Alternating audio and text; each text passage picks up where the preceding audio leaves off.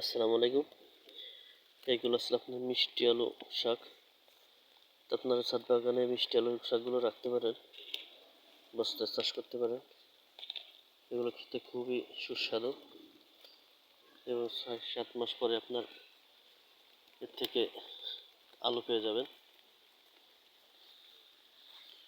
এমন একটা বস্তা নেবেন, বস্তা মাটি বড় করে চারিপাশে ছিদ্র করবেন, একটা করে ঢোকা দিয়ে দিবেন আর প্রতিনিয়ত এরকম কেটে কেটে খাবেন। দেখবেন কিছুদিন পরে ৪-৫ দিনেরও বেশি ঝাপটানো হয়ে গেছে।